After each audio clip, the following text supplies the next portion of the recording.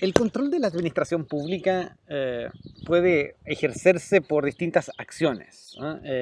Y dentro de las últimas acciones que hemos estado analizando, bueno, el recurso de protección es una de esas acciones que sirven para controlar a la administración y solicitar la nulidad de los actos administrativos. Otro de las acciones son en general las llamadas acciones contencioso-administrativas, que son estas cientos de acciones de nulidad que están en muchas leyes, están dispersas en el ordenamiento jurídico y con las cuales se permite solicitar la nulidad de un determinado acto administrativo. Y otra de esas acciones es la llamada acción de nulidad de derecho público, ¿no? Esta es una acción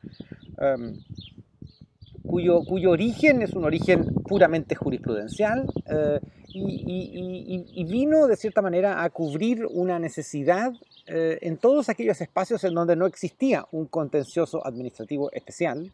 Y por ende las leyes en esos determinados sectores no permitían el ejercicio de una acción particular, ¿no? Entonces, con mucho tiempo, por mucho tiempo se discutió sobre la existencia de una especie de acción general de nulidad de actos administrativos. Estas acciones generales de nulidad están en otros sistemas jurídicos que siempre contienen esta idea de tener una acción general para impugnar los actos contenciosos administrativos. Esto es una cuestión que en Chile se venía discutiendo hace mucho tiempo. Hay trabajos de Bernasquina, de Eduardo Sotoclós, que propugnaban la existencia de una acción de nulidad general, ¿eh? Una acción que como hemos comentado, es una acción que no estaba en el ordenamiento jurídico, pero que de cierta manera se extraía de normas constitucionales en las cuales se hacía referencia a que los actos contrarios a la Constitución, este es el caso, por ejemplo, el artículo 7º de la actual Constitución de 1980, que establece ahí en su inciso final que todo acto en contravención a esta norma, que es la norma que se refiere a que las autoridades en general, los órganos del Estado actúan válidamente cuando cumplen las reglas constitucionales. Bueno, la norma en su inciso final establece que todo acto en contravención a este artículo es nulo, ¿no? Y esta idea de que es nulo, esta regla de que existe una norma positiva que se refiere a la nulidad, bueno, da cuenta de que existiría también una acción procesal para solicitar esa nulidad, ¿no? Bien sabemos nosotros que lo más importante de las acciones procesales es la regulación procesal, en qué plazo se ejerce, en qué condiciones, con qué tipo de proceso, pero bueno, eso no estaba. Pero lo que sí estaba es esta regla sustantiva, y de esta regla sustantiva con el tiempo se fue extrayendo esa acción general que se asentó jurisprudencialmente en nuestro sistema jurídico. Pero bueno, claro, el problema de esta nulidad de derecho público general es que no tiene regulación y de cierta manera no está tampoco en coordinación con los otros contenciosos administrativos especiales, ¿eh? Estos otros contenciosos que tienen plazos breves, que tienen procedimientos, en la mayoría de los casos muy parecidos al recurso de protección, es decir, procesos que se llevan a cabo principalmente ante las cortes de apelaciones, en donde digamos, la estructura probatoria de esos contenciosos administrativos especiales es bastante escueta. Bueno, esta acción de nulidad de derecho público no guardaba relación no guarda hasta el día de hoy en relación con estos contenciosos administrativos especiales, porque se ha entendido que a falta de un proceso previamente establecido, lo que corresponde es aplicarle a ella el procedimiento ordinario, los trámites ordinarios de las acciones que no tienen un proceso establecido. Pero bueno, esta nulidad de derecho público, como digo, era necesaria y una vez que llega y una vez que se establece, se queda en el sistema jurídico, y hoy en día son muchas las acciones de nulidad de derecho público que se ejercen por distintos perjudicados por actos administrativos que pretenden la nulidad de ese acto mediante esta acción general. En los comienzos de esta idea de nulidad de derecho público, y gracias principalmente a las ideas de Eduardo Sotoclós, esta nulidad de derecho público era considerada como una sanción procesal, una sanción pública ante actos administrativos inconstitucionales, ilegales, ¿no? Y entonces, en la tesis de Sotoclós, entonces esta nulidad de derecho público afectaba al acto en el vicio más grande que se puede tener en el sistema jurídico, que es el vicio en general de la infracción al derecho público, ¿no? Y como tal, entonces, era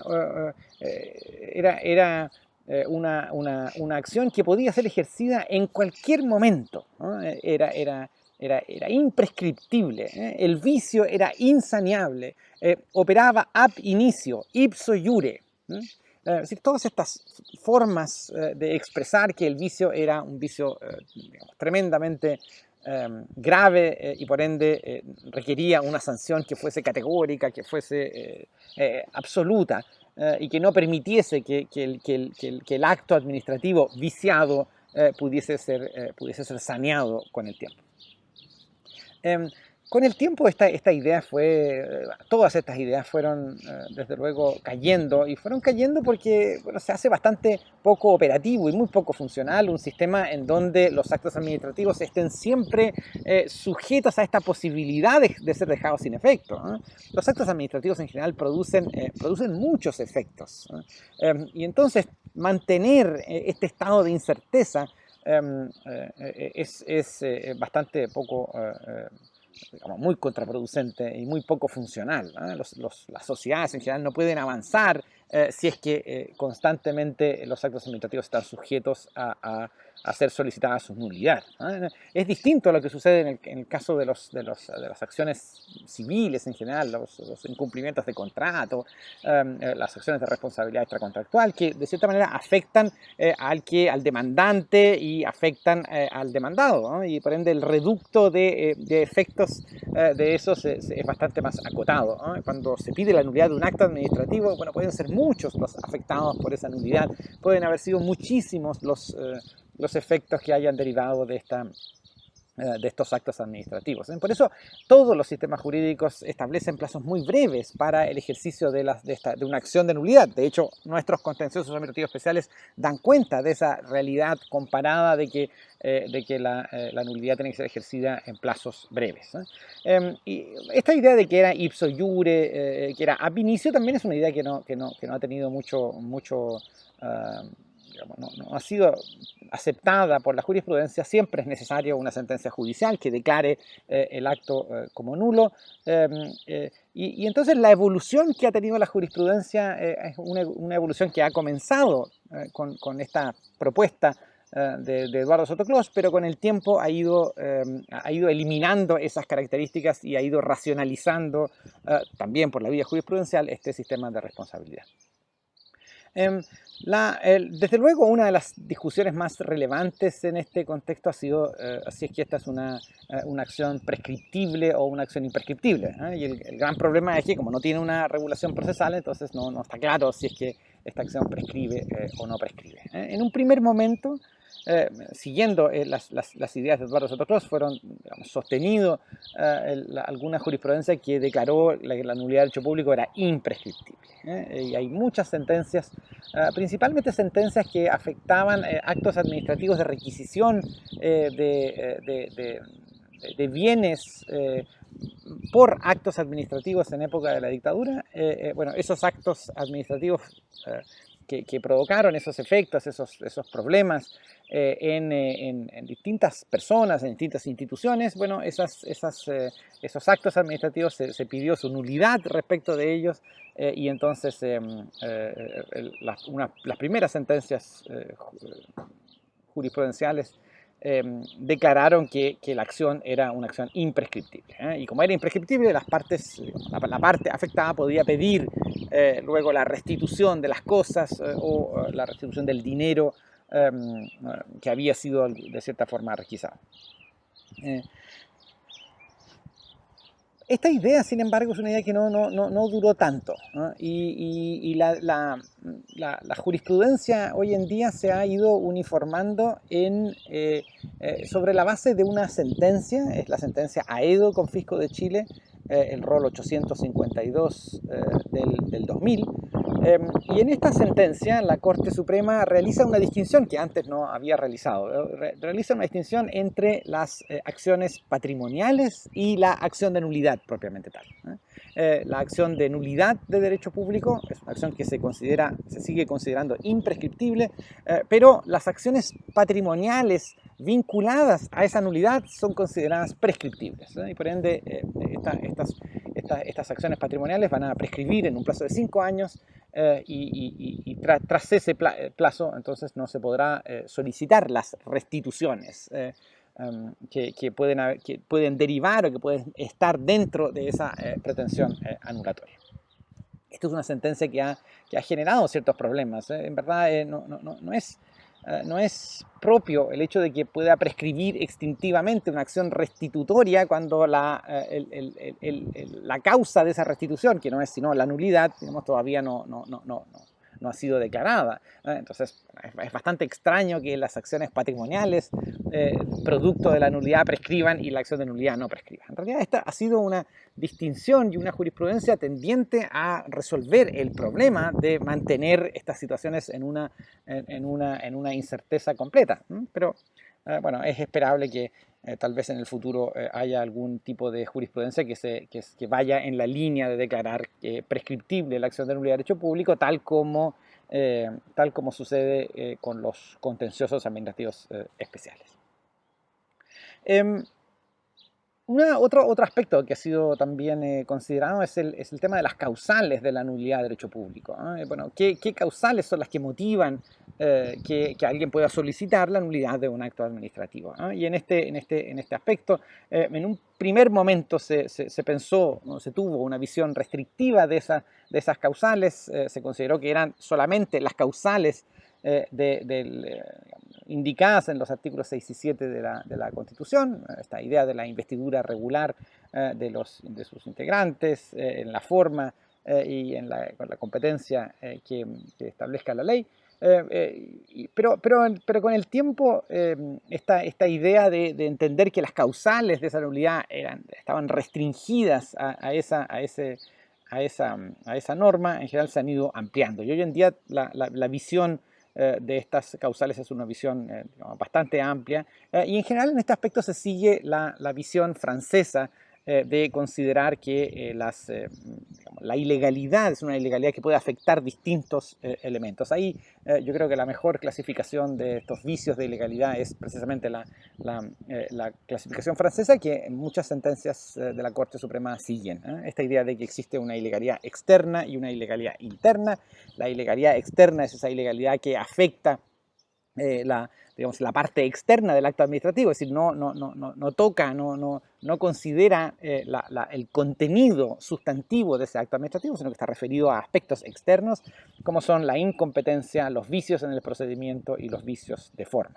Y luego una ilegalidad interna, y esa ilegalidad interna también en esta clasificación francesa, que tiene también su historia y su propia conceptualización, su propio contenido en la jurisprudencia del Consejo de Estado francés, la ilegalidad interna que se divide en una ilegalidad en el contenido del acto, y esto da cuenta de un vicio al que se suele llamar la violación directa a la ley, es decir, una violación inmediata de algún precepto legal, es decir, no un problema interpretativo, sino que una violación burda, grosera a el texto de la ley. Luego una ilegalidad en razón de los motivos del acto, es decir, todas estas motivaciones que están en el acto administrativo y con las cuales se justifica la decisión administrativa que se va a tomar, y esas ilegalidades en razón de los motivos pueden ser tanto errores de derecho, errores en la calificación jurídica de los hechos y error en los hechos, ¿no? Y finalmente una ilegalidad en razón del fin del acto, en razón del objetivo que se tiene con el acto, y este es el vicio de desviación de poder. Finalmente, una de las discusiones también que se tiene respecto a la nulidad de derecho público es la legitimación, ¿no? ¿Quiénes son los legitimados activos para poder entablar una acción de nulidad de derecho público? Y aquí Se discute, en cambio, si es que lo que se tiene que tener es un derecho subjetivo, es un derecho subjetivo lesionado por ese acto administrativo. Solamente aquellos que tienen derechos subjetivos son los que pueden entablar la acción. Y hay algunas sentencias de la Corte Suprema que así han hecho referencia a que es necesario tener un derecho subjetivo para poder entablarla, pero otra jurisprudencia también ha hecho referencia a que no es necesario la existencia de un derecho subjetivo, sino que basta un interés legítimo, ¿no? Es decir, un interés que sea suficientemente cualificado para poder solicitar la anulación. Estas son entonces algunas de las características de esta acción de nulidad de derecho público, acción de carácter jurisprudencial, que existe en Chile y que constantemente genera el problema de poder entender el sistema de anulación de una manera coherente. Esto es, en el entendido de qué sucede con esa acción de nulidad de derecho público versus estas otras acciones contencioso-administrativas especiales. Más todavía cuando la jurisprudencia de la Corte Suprema también ha sido bastante conteste en el hecho de que transcurrido el plazo de los contenciosos administrativos especiales no puede intentarse la acción de nulidad de derecho público general y por ende transcurrido ese plazo precluye las posibilidades impugnatorias del acto administrativo. Esto hace todavía más cuestionable el hecho de que, por un lado, algunos actos administrativos estén sujetos a esta estructura de plazos, que es la estructura de plazos constante y corriente en el derecho comparado, y por otro lado tengamos esta acción de nulidad que, como hemos visto, derivada de la jurisprudencia de Edo, no prescriben en términos de la acción de nulidad de derecho público, aunque prescriben un plazo de 5 años, que ya es un plazo excesivo, en su versión de acciones patrimoniales.